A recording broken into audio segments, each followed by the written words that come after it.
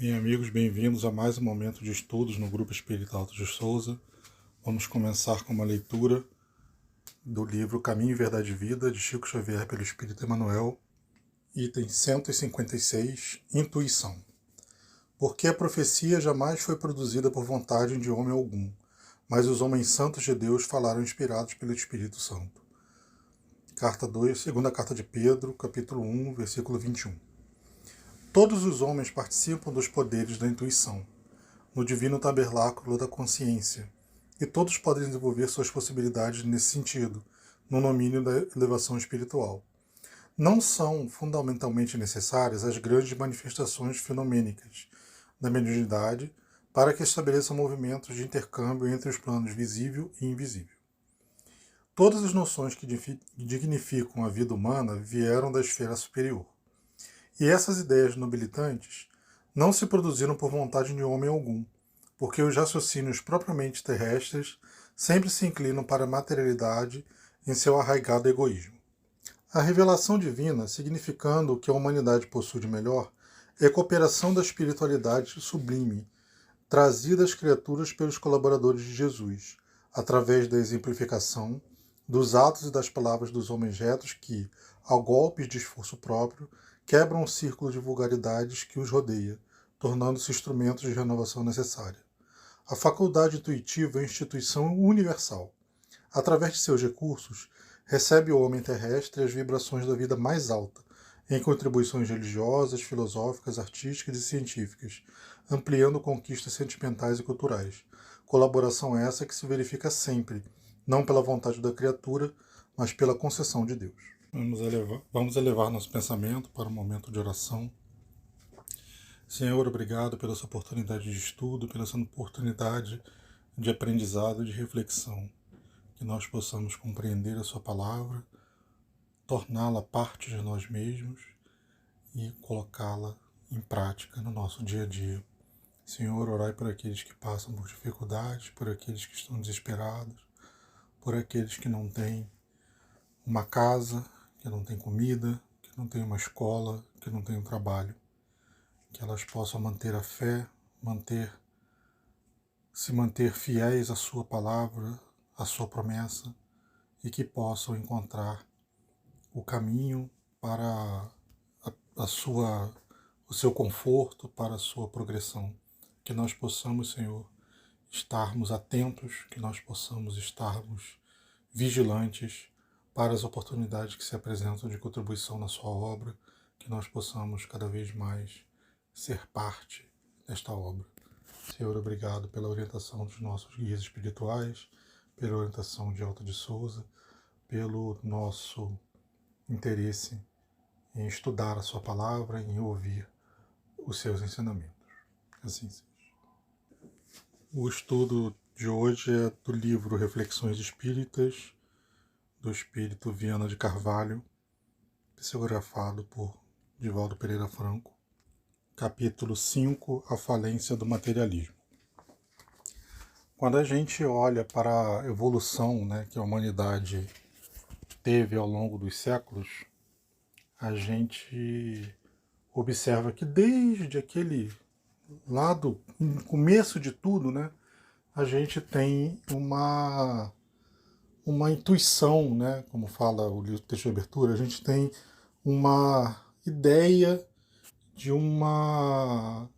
algo maior do que nós, de uma espiritualidade, religiosidade, de algum ser, de alguma energia, de alguma coisa que é maior do que nós, que controla, governa, orienta, molda, define, organiza tudo que está ao nosso redor, tudo que a gente vê.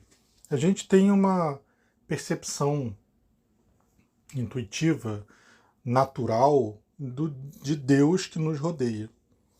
E essa percepção, ela vale para todos nós temos isso. Nem todos nós, ou olhando para o estágio que nós estamos nesse planeta, ou especialmente olhando para o estágio que estávamos nesse planeta há 5, 6, 7, 20 mil anos atrás, a gente não era tão evoluído moralmente como somos hoje, né?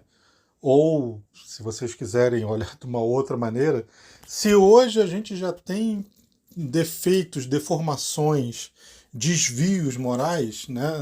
Imagine como nós éramos há 20 mil anos atrás. E essa percepção da espiritualidade, né, da divindade, essa percepção do algo maior, acontecia para todos, né, como eu estava falando, acontecia para aqueles que tinham algumas boas intenções e aconteciam também para aqueles que tinham muitas más intenções.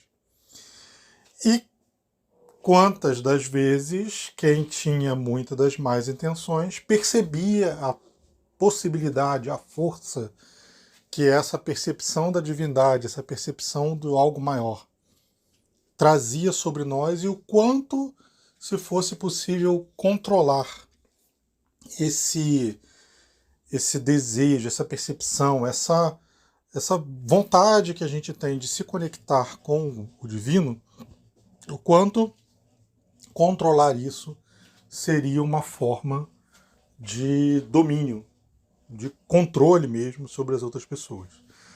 Quantas das vezes as pessoas se apropriavam desse poder divino, né? É óbvio que ninguém se apropria do poder divino. Deus é Deus e ninguém consegue ser Deus no seu lugar. Mas se apropriava dessa nossa vontade de se conectar.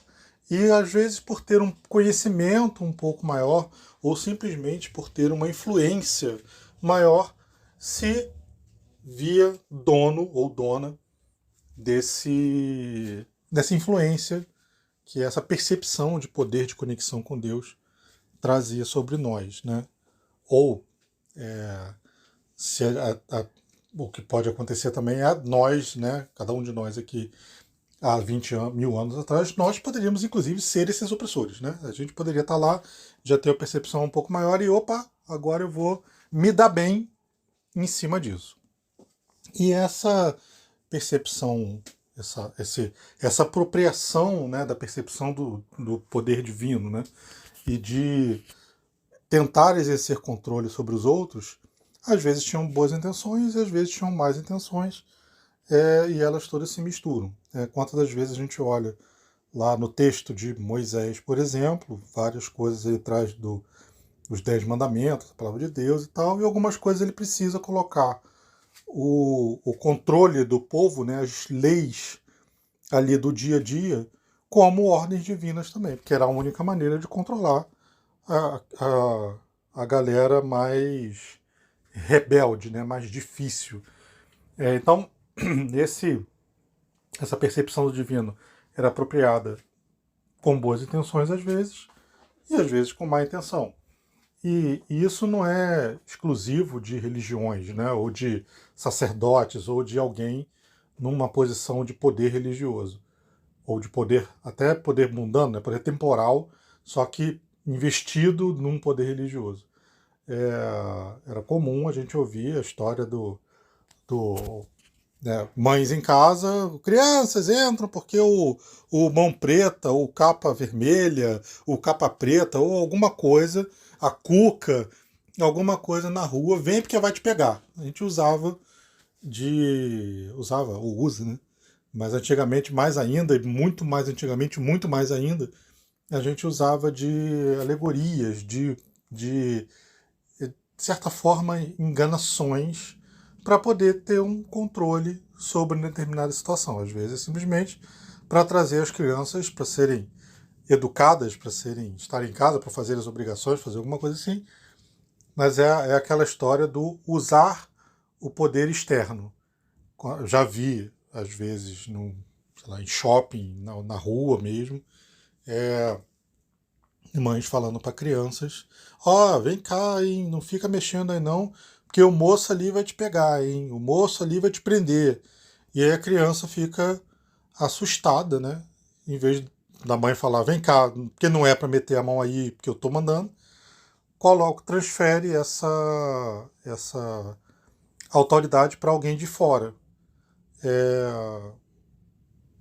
Ok, acontece, pode ser um instrumento importante, mas eu estou querendo mais usar isso como exemplo, como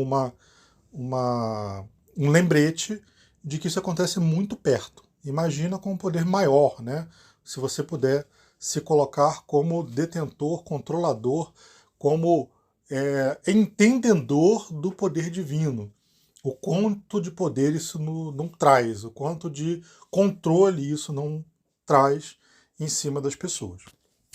E aí, ao longo de milhares e milhares de anos, a gente foi sendo exposto a situações em que a gente está tendo contato com pessoas que têm uma compreensão melhor do mundo, ou não têm compreensão nenhuma, mas conseguem nos passar a impressão de que têm compreensão melhor do mundo, e essas pessoas às vezes usam isso, né, dependendo da pessoa, usa isso para o bem da comunidade, para o bem das pessoas que estão ali ao redor, que usam aquilo como quase como profetas de Deus mesmo, né, que estão trazendo aquela palavra, aquele ensinamento, aquela compreensão, aquele sentido de evolução para a comunidade ao redor e muitas vezes para uma comunidades maiores ou para a humanidade do modo geral.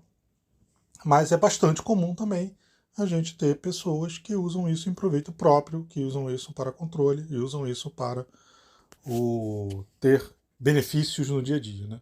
A gente vem sendo exposto a isso ao longo de séculos e séculos. Para toda ação tem uma reação, né, como dizem os físicos, e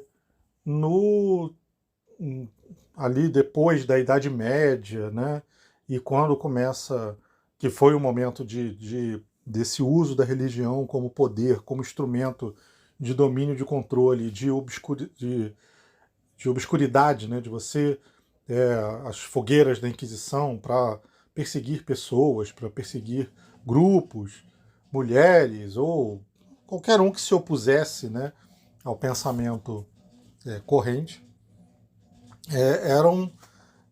Isso acaba gerando uma reação. No momento que a gente tem uma evolução, um crescimento do conhecimento de ciência, de uma evolução científica, muitas das coisas que às vezes a gente usava como fonte de poder, né? Saber que vai chover, saber que vai relampear, saber que vai acontecer alguma coisa. Teve um dilúvio enorme. E aí você, isso aí foi a ira de Deus. Não foi, né? Foi porque eu botei lixo tapando. Na época não tinha bueiro, mas hoje, né? Botei lixo tapando bueiro, deixei coisa jogada no meio da rua. Quando vai tudo embora, entope o lugar e a água não tem pra onde ir. Né? A gente tinha terrenos e terrenos em que a água podia escoar pela terra, mas a gente cimentou tudo, asfaltou tudo. Para onde que ela vai? Ela tem que ir para algum lugar, vai para o bueiro. Às vezes o caimento não serve, ela acumula. Então, isso tudo que é um pensamento científico, né, da gente usar ali como coisas do dia a dia, como explicações nada sobrenaturais, assim, só podia acontecer desse jeito.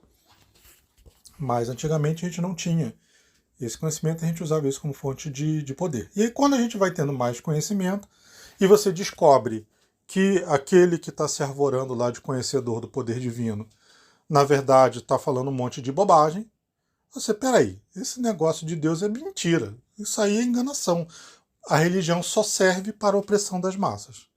E ao longo do século XVIII, XVII, XVIII, e também, especialmente ali no começo do século XX, a gente tem um crescimento forte da cultura do materialismo. De a gente olhar, cara, Deus não existe, só existe o que a gente tem aqui no dia a dia, o corpo é esse, acabou, vamos para o nada.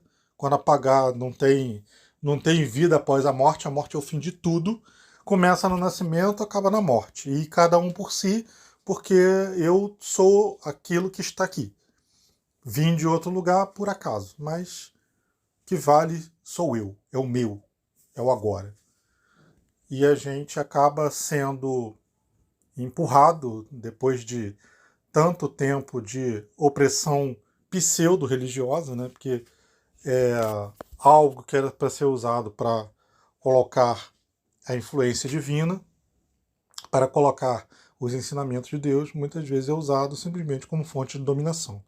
E a gente pode pegar a religião X ou Y ou Z como exemplo, mas isso pode acontecer em qualquer lugar, em qualquer religião.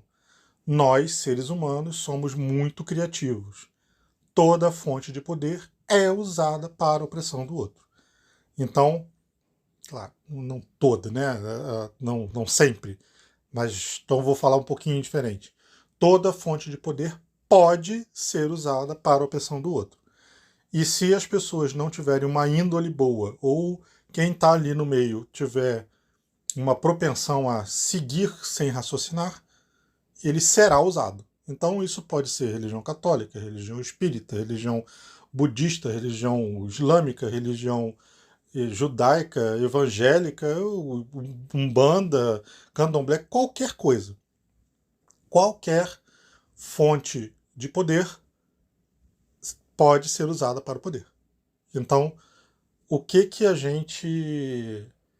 E às vezes tem uma reação do tipo, olha, não, essa história de religião só serve para opressão. Vamos esquecer isso.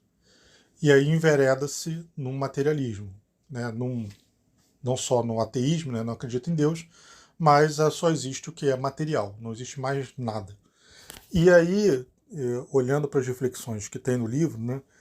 Esse tipo de raciocínio, esse tipo de comportamento faz a gente rejeitar o que quer que venha de uma ordem, de uma origem religiosa. Não, vamos todos viver bem, porque esse é o pensamento divino, vamos viver juntos, né? Absurdo, isso aí é para oprimir, não sei o que lá, e a gente começa simplesmente a trabalhar em negação. Se uma religião prega para que é bom viver junto, então o que eu tenho que fazer, porque eu não acredito na religião, é viver por minha conta. O que vale sou eu, é o indivíduo, é a pessoa. E aí eles até citam, né, no livro a questão da educação em casa, né, aquela convivência no lar, aquela educação de pais e filhos, em que os pais são vistos pelos filhos como pessoas opressoras e que estão ali só para atrapalhar, e os filhos são vistos pelos pais como pessoas que só servem para dar trabalho e ficar questionando um monte de coisa, e aí tanto um quanto o outro só quer se ver livre. Estou doido para crescer o suficiente para sair de casa, estou doido que eles cresçam o suficiente para sair de casa. Então, a gente para de trabalhar com o melhor para o outro, né? O benefício para o outro. Esse é um materialismo extremamente exagerado, extremamente forte, né? Mas não precisa ser isso necessariamente. Mesmo pessoas materialistas podem ter uma visão extremamente biológica ou de proximidade, que vê que, cara, é o meu gene, né, que está sendo propagado aqui, e eu preciso, para que isso seja gente, eu tenho que cuidar. É a minha comunidade que está sendo preparada, né? Essas pessoas aqui, eu preciso educá-las para elas saberem viver e lidar com o mundo, porque estão aqui, vieram de mim, estão no mesmo teto, são pessoas que eu optei, eu escolhi para cuidar. Então é importante que elas saibam viver em sociedade, porque viver em sociedade, independente do materialismo, da religião, do que seja, está comprovado que algumas espécies se dão melhor vivendo em sociedade, um ajudando os outros, e a espécie humana é uma delas, né? A gente vê formigas fazendo isso, abelhas fazendo isso, vespas fazendo isso, vê diversos animais, né? Leões, né, fazem isso, hienas, assim, tem vários exemplos. E independente de uma questão religiosa ou não, questão de observação. Pode ser o puro materialismo, basta observar um pouco. Mas, mesmo assim, a gente, sem essa percepção de algo que vem depois, olhando simplesmente para o mundo que está agora aqui, porque, cara, foram tantos séculos de opressão que agora eu não quero mais saber disso. Não quero mais saber de religião, não quero mais saber de Deus, não quero mais saber de nada. Eu quero viver o hoje, o aqui, o agora, o humano, o material, o que está aqui aos meus sentidos e o que eu consigo perceber. E aí um monte de coisa, elas vão se reforçando. O egoísmo vai se reforçando, a vivência do dia a dia, o prazer imediato, a gente vai dando mais valor àquilo que nos sensibiliza os sentidos, aquilo que nos dá, que nos estimula o paladar, que nos estimula o prazer, que nos estimula a vista. A gente vai dando mais valor a coisas que nos trazem percepções sensoriais. E às vezes algumas ações que nos dariam satisfação psicológica, ou satisfação espiritual, ou satisfação moral, a gente relega para o segundo plano. Porque, assim, por quê? Por que eu vou ter uma preocupação com o dia de amanhã? Por que eu vou ter uma preocupação que o planeta está aquecendo, que as tempestades estão ficando mais intensas, que a temperatura vai subir, que em alguns lugares ela vai cair justamente porque subiu num lugar e isso desequilibra o clima, e aí lugares que eram para ser mais amenos vão estar com climas mais exagerados, né? Vão estar muito mais quentes, outros vão estar muito mais frios, outros vão chover muito mais, outros vão ter mais seca. Por que eu me preocupar com isso se eu vou estar morto? Eu não vou estar mais aqui. Eu vou me preocupar por causa dos meus filhos. Não, eles que resolvam. Ou a pessoa não tem filhos, que se dane. Isso aí fica para alguém. O que importa é agora. Eu resolvi a minha questão agora. Quando a gente passa a ter uma visão estritamente materialista, ela estimula, né, especialmente na análise que é feita, na reflexão que é feita no livro, né, Reflexões Espíritas, pelo Espírito Leandro de Carvalho, a gente vai dando mais valor às coisas imediatas, às coisas que eu consigo enxergar, que eu consigo ver uma consequência, que eu consigo ver um desenrolar, um desenvolvimento ao longo da minha vida. Por que eu vou investir em coisas que não vão me beneficiar? Por que eu vou investir em coisas que não vão me impactar? Por que eu vou me preocupar com coisas que não vai dar tempo de me afetar, né? Vai afetar o meu corpo, que já vai estar aqui, eu não vou estar aqui mais, né? Vai afetar meus netos, meus filhos, tô nem aí, né? Ou até não tenho filhos, tampouco terei netos, então não tô nem aí. A gente pode ser levado a um pensamento muito egoísta, né? O que, como diz o texto de abertura, o que é do mundo é egoísta demais, né? Que a gente olha muito para esse planeta, a gente se preocupa só com o que é material, a gente tem uma tendência, por conta de índole nossa, a gente tem uma tendência de ir muito para o individualismo, o materialismo, de uma forma extremamente nociva, de não se preocupar com o outro, de não conseguir enxergar que mesmo em questões puramente mundanas, né, sem a gente levar em conta o componente espiritual e a reencarnação, né, e o ciclo e a ida e vinda, mesmo se eu olhasse simplesmente do ponto de vista material, eu já teria vantagens em eu me preocupar com o outro, me preocupar com o mundo, me preocupar com o futuro. E aí, na análise que o livro faz, esse tipo de abordagem, né, essa abordagem materialista exagerada, ou essa abordagem materialista e ponto, ela é fadada à falência. Ela não se sustenta. Ela, em algum momento, você vai mantendo esse comportamento e ela faz o mundo cair ou faz você cair. Você, algumas coisas te desesperam mais, algumas coisas te deixam mais sem chão, sem rumo, porque uma explicação tem algumas coisas que não encaixam, que não fazem sentido.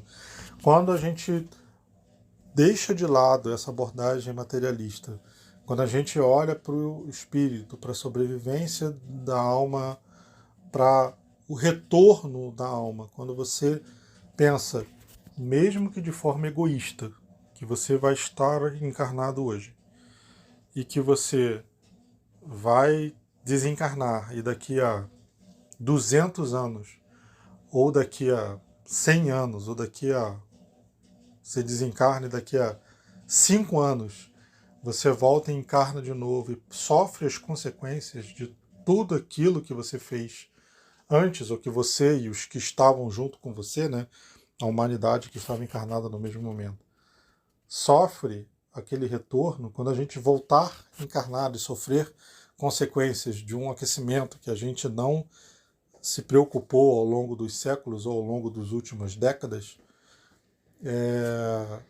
A gente não vai ter lembrança disso, mas pode ficar assim, putz, grilo, por que que os humanos que vieram antes não se preocuparam com isso?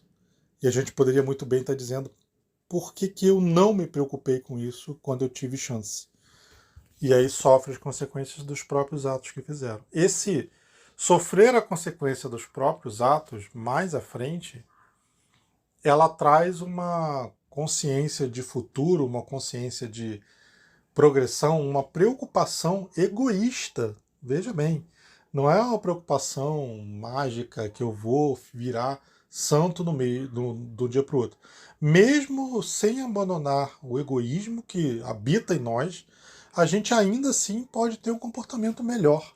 Porque justamente eu vou olhar e se eu não me ajeitar agora, eu sofro as consequências de uma encarnação futura. Se eu não me reconciliar com este inimigo, né? Acho que a gente já não está mais nesse patamar, pelo menos, né? Nós aqui, a gente às vezes se acha mais cheiroso e acha que não, a gente não tá, não fala mais de inimigo. Então vamos enveredar nessa trilha.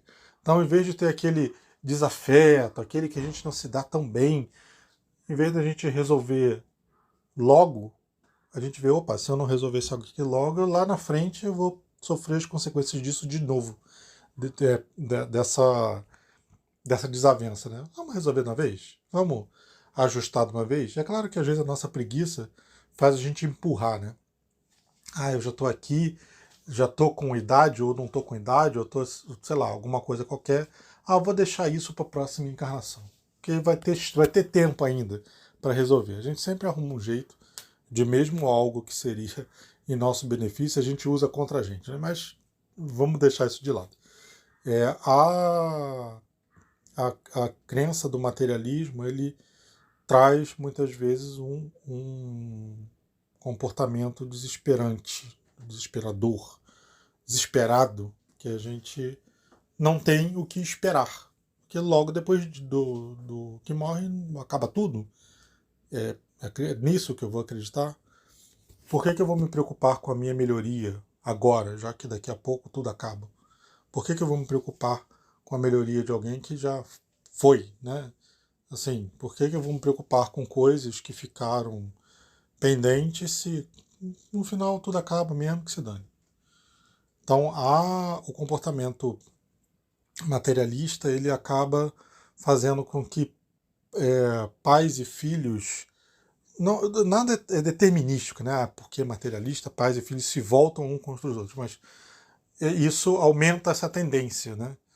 De a gente não se preocupar com o outro, de a gente não se preocupar com quem está ao redor, de a gente não se preocupar com o futuro. A gente tem o comportamento de farinha pouca, meu pirão primeiro.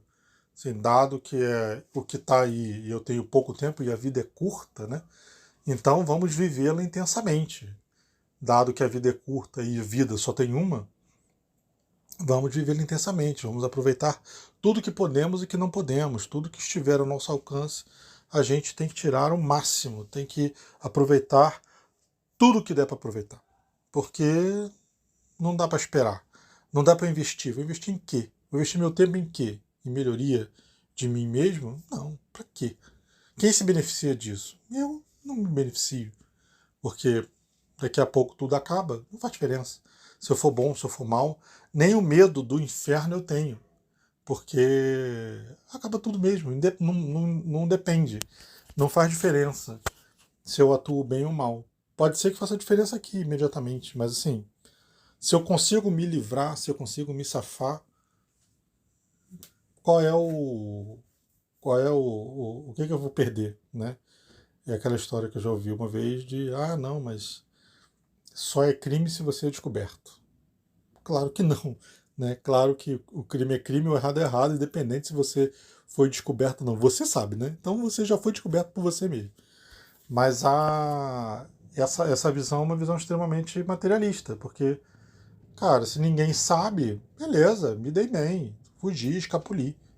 Quando a gente tem uma consciência do algo maior, a gente sempre fica naquela do eu sei, minha consciência é grave, eu vou pagar por isso depois. Tem alguém maior do que eu que está olhando para mim, fazendo isso. Tem alguém que está me avaliando. Eu até tirei a palavra julgando, porque julgando tem uma conotação meio... Mas está me avaliando, está vendo, você meio mais ou menos, né? Diz que é que faz, do que é melhor para todo mundo, mas eu tô vendo aqui que você está cometendo desvio, está fazendo algo errado, está maltratando quem não deve. E assim, às vezes você não é descoberto, mas fez. Às vezes você não é descoberto, mas sua consciência está gravando aquilo.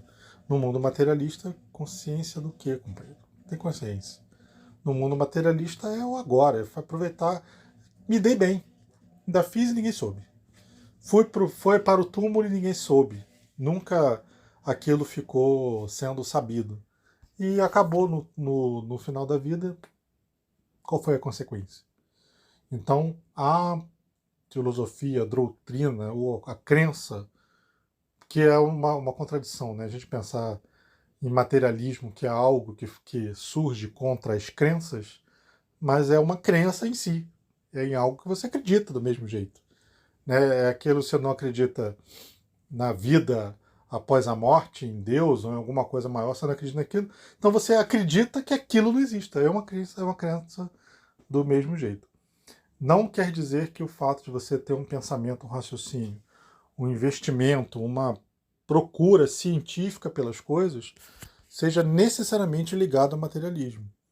Inclusive, para as coisas que nós acreditamos, nós espíritas acreditamos, a gente entende que todas essas comunicações com os espíritos, a influência que os espíritos têm na sua vida, a influência, a relação espiritual no nosso mundo, ela não tem nada de sobrenatural, ela é mais uma lei da natureza. Assim como antigamente a gente olhava para o magnetismo e parecia mágica, olhava para a maneira como o vento levava as coisas e parecia mágica, como o sol iluminava a terra e aquilo parecia obra de um Deus, bom, é obra de Deus, né?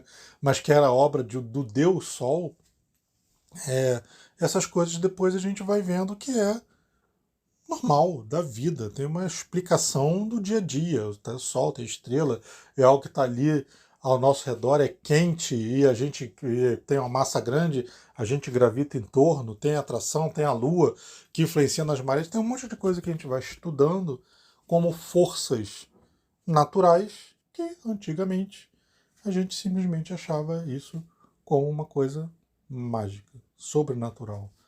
Olha, que fantástico.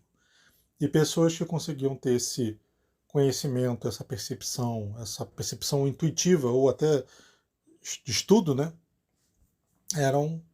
Tinham uma fonte de poder, que é aquela história de quem sabe um pouquinho mais do que o outro é visto como o gênio. Né? A gente não precisa saber muito. Você sabe 10% a mais do que quem está ao teu redor, você é o cara ou a cara.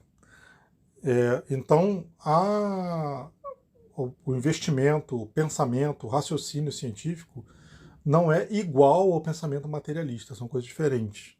Porque a gente, em termos de religião, nós espíritas, a gente acredita que tudo que a gente vê aí que as outras religiões entendem como sobrenatural, na verdade é lei da natureza. Deus está atuando em tudo, tudo, tudo, tudo, e essa parte da comunicação com os espíritos é mais uma coisa que a gente está aprendendo. Então, assim, não é porque eu consigo ouvir, né? No caso eu não tenho essa habilidade, mas no caso que o Divaldo Franco consegue se comunicar com o espírito e psicografar, isso não tem nada de excepcional, é uma habilidade que ele tem. O que é muito importante é o que ele faz com isso. É o que ele faz com essa habilidade. Eu posso saber cantar, e o que eu faço com essa minha habilidade de cantar é que me define.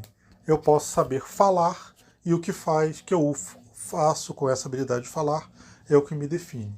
Eu posso ter uma compreensão das leis aqui mundanas, seja porque eu estudei ou porque eu tenho uma aptidão para isso também, né? Não só porque eu estudei, mas também tenho aptidão. E o que eu faço com isso é que importa.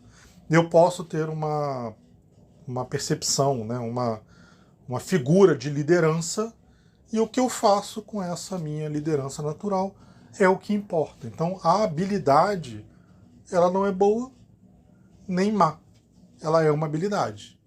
O que eu faço com essa habilidade é que define se é bom ou mal. O que eu faço com o instrumento que eu tenho, eu posso usar uma faca para cortar alimento, eu posso usar a faca para matar uma pessoa, eu posso usar uma arma para me defender, sei lá do que eu posso me defender, né? Defender de um outro doido com arma, mas eu posso me defender de um bicho no meio do mato que está me atacando, sei lá, vou tirar a arma da conversa que está complicando o meu raciocínio. Mas a faca acho que já é mais fácil de a gente ver, né? Eu posso usar o fogo para me aquecer, eu posso usar o fogo para ferir o outro. Eu posso usar uma madeira para fazer uma alavanca e tentar erguer aqui algo para minha casa, e eu posso tentar para acertar a cabeça do outro. Então, assim, toda ferramenta que eu tenho de uso, ela não é má nem boa por natureza. Ela é má. Quem é mal ou é bom é quem está usando, e principalmente olhando para o propósito. Então, quando a gente olha para ciência, ela não é materialista ou não materialista. Ela nos ajuda a compreender mais o mundo. Algumas coisas a religião nos traz essa tentativa, né, esse exercício da compreensão moral, do como a gente trata o dia a dia. Mas mesmo eu não acreditando numa religião, eu ainda assim posso ter esse pensamento no outro, né? Eu posso ter essa preocupação com o outro. A religião tenta estimular essa evolução moral, o materialismo tem a tendência de nos levar para egoísmo, mas são meios. As pessoas usam esses meios da forma que lhes convém para o seu patamar de evolução. Se eu for uma pessoa má, eu posso me colocar como um sacerdote, como um doutrinador, como alguém com muito conhecimento, uma determinada religião, e usar isso para oprimir, para desviar as outras pessoas. Eu posso ser ateu e materialista, e mesmo assim eu ainda olhar e atuar em prol de quem está ao meu redor. Cada um será avaliado de acordo com as suas obras. Eu posso, esse materialista que já tem uma percepção do olhar em volta, ele está a um passo de evoluir, enquanto aquele que tem esse conhecimento, ou tem acesso a esse conhecimento religioso e usa isso para oprimir, para agredir o outro, ele está cavando a sua ladeira abaixo, né? Porque está tendo uma ferramenta poderosa que poderia estar impulsionando, e ele está usando aquilo como algo para destruir o outro. Então, a gente é julgado de acordo, aqui a gente é avaliado de acordo com aquilo que a gente faz. Vamos elevar nosso pensamento mais uma vez para uma oração de encerramento. Senhor, obrigado por essa oportunidade de refletir sobre os seus ensinamentos, de refletir sobre o nosso próprio comportamento, que nós possamos cada vez mais internalizar essa sua ânsia, esse seu pedido, que nós evoluamos, que nós consigamos interagir uns com os outros, que nós consigamos amparar uns aos outros, que nós consigamos evoluir juntos em rumo a Ti, que nós consigamos cada vez mais perceber a Sua presença ao nosso lado, perceber o quanto o Senhor nos ampara, o Senhor nos guia, o Senhor nos leva adiante. Senhor, obrigado por esta oportunidade, obrigado mais uma vez pela comida que temos à mesa, obrigado pela escola que temos, obrigado pela casa que temos, pela família que temos, e agradecemos as oportunidades que o Senhor nos dá a todo momento, mesmo aquelas que nós estamos distraídos demais para perceber. Senhor, olhai por os nossos irmãos encarnados e desencarnados. Agradecemos mais uma vez pela orientação dos nossos guias espirituais, pela orientação de Alto de Souza e pela casa guiada por ela. Que assim seja, graças a Deus.